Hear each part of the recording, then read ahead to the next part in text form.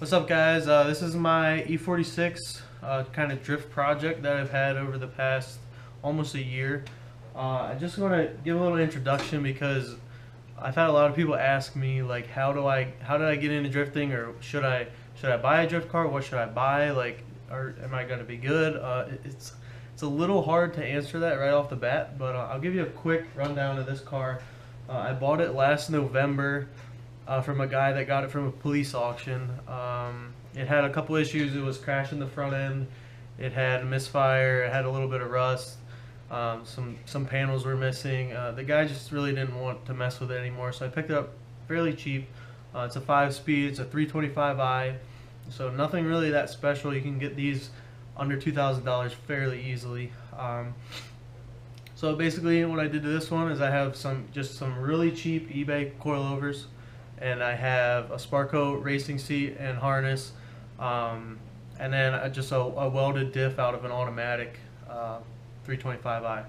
So my car is pretty much stock. Those are really the only performance modifications I have done to it. So you don't really need a fully equipped car to start drifting. When I first moved out here, I came from Pennsylvania. There wasn't really that much drifting around. There was some events here and there, but it's not as big as it was in the Midwest. When I first moved here, like I said, I found a Detroit drifting company, which is based out of Livonia, I believe.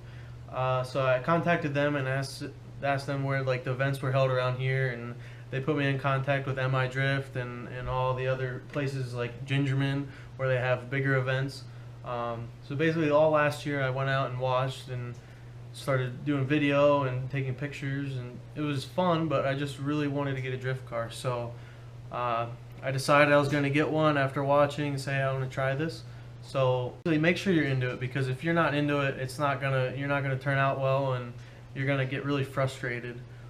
So basically, what I would recommend: get yourself a cheap car, rear-wheel drive, have the diff welded or have a LSD. You don't need coilovers. It might help. This suspension was blown out, that's why I put the new ones on it. But they were very cheap, like I said. So basically, sign up for an event in your area, go there. Usually they have like a novice walkthrough or a novice like kind of rundown of how the day's event's going to go out, and then talk to them and say, hey, like, this is my first time, I've never been here, I never drifted a car before, and they'll give you a lot of tips. Like, I've never met anyone at a drift event that's like, no, I'm not going to tell you a tip, or I'm not going to share some techniques with you. So that's what I did. The first time I went out, I went up to Bailey at MI Drift. I was like, hey, I never did this before. Can you take me out on the track and show me what's going on? So they took a whole bunch of us out in the back of a truck, went around the course, kind of showed us the line you want to take, and that really helped, because if you're racing on the track, it's a different line than if you're going to be drifting on the track. So that helped a lot. Also, if you're going to go, maybe take a couple runs with someone else that is more experienced and has ran the track before, because they can also give you a lot of tips, and you can watch what they're doing with their hands, and when they're hitting the gas, when they're doing a clutch kick, when they're entering the turn, basically what they're doing for their technique, because you don't want to just go out there and just spin out and end up wrecking or something bad if you don't know what you're doing. So once you get your little instruction from someone else and it is your first time going out, just kind of go out and feel your car. If you've never drifted it on the street or anything, go out on your track and just kind of understand what the car is doing. Don't try and just be a super drifter the first run, because you need to learn car control first. So by no means am I good at all, but I'm just saying, for me, starting out this year, this is what really helped me, which was going out, learning the car, taking it turn by turn, and different, like, not every turn's the same. You're gonna have right, you're gonna have left, you're gonna have a big sweeping turn, you'll have a hairpin turn. You just need to kind of feel out the car and know how it's going to react to stuff before you start linking stuff and getting tons of smoke and everything. You basically, as a novice, you want to go out there, not spin out as many times as you can, and if you do spin out, don't keep trying to go through the track. Just get off the track. That way people behind you can go and not be frustrated, because it is kind of frustrating when you're waiting in line and you're just so pumped up to go, and then you have to end up waiting a whole bunch of time. So another great thing about here in the Midwest or anywhere that you're going to start out drifting at like a novice event, like just like a fun event, there's no competition. People aren't out there to be better than you. I mean, there's obviously going to be some competition between all the drivers, but it's not going to be like, oh, I'm better than him and he's better than him. It's not really like that. That's not how I feel when I go to an event. I feel like I'm there with all my friends, and I met a lot of friends through drifting this year because I moved here from Pennsylvania, and I really didn't know that many people, and now a lot of my friends that I hang out with are from the drifting group. Alright, so you've bought your drift car, you've got your welded diff or LSD, and you've got your helmet and seat or whatever else you want. So you're going to the track, you get there, you park your car, you unload it. If you drive to the track, that's great. But what you want to do is you want to go and talk to everyone and introduce yourself. Everyone's going to be super nice. No one's going to not want to talk to you. I've never met anyone at a drift event that doesn't want to talk to you, doesn't want to show you things.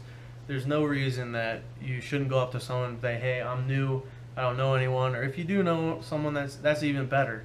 I didn't have that easy. I didn't really know anyone when I first moved here.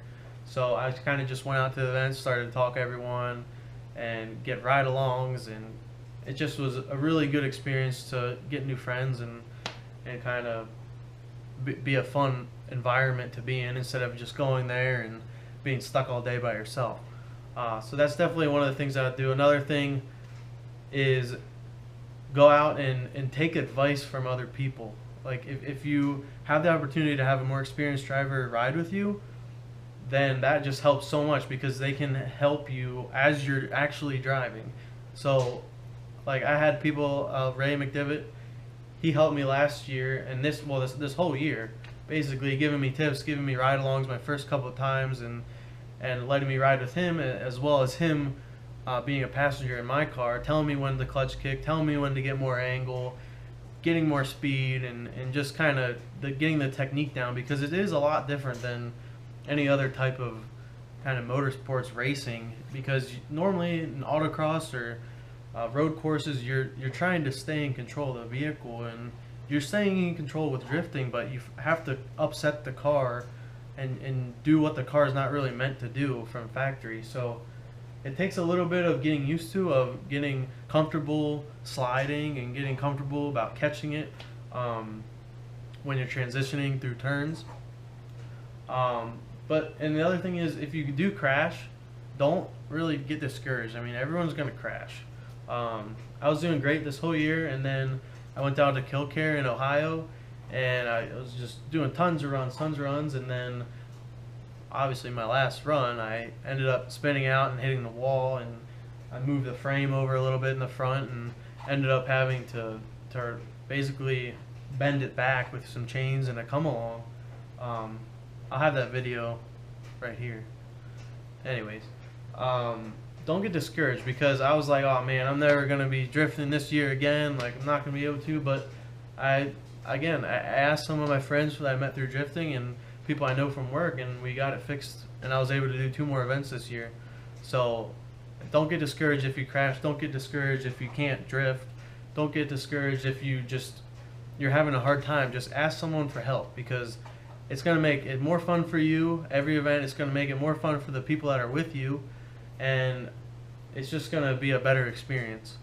Another thing before you get to the track is you want to look over all of the rules that are needed for your car, like safety, as well as just simple things like you can't have a fuel leak, you're not supposed to have oil leaks or anything like that, because if it gets on the track, it could be unsafe for someone else, including yourself.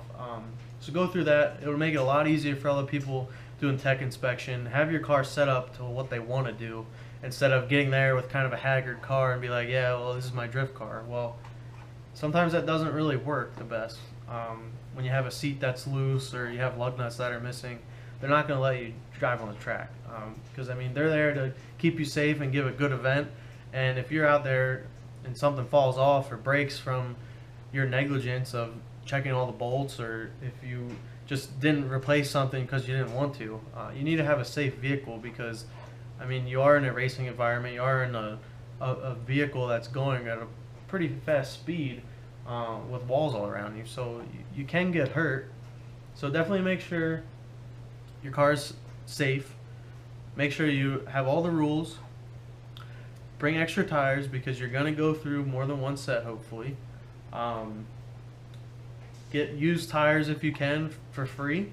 That would be the best thing. If not, just find talk to the people around you with similar cars, and ask them what type of tires they're driving with and what they like, and just kind of feel it out, because you don't need to buy really expensive tires, believe it or not, for drifting, unless you're in a high horsepower car or you actually can afford it.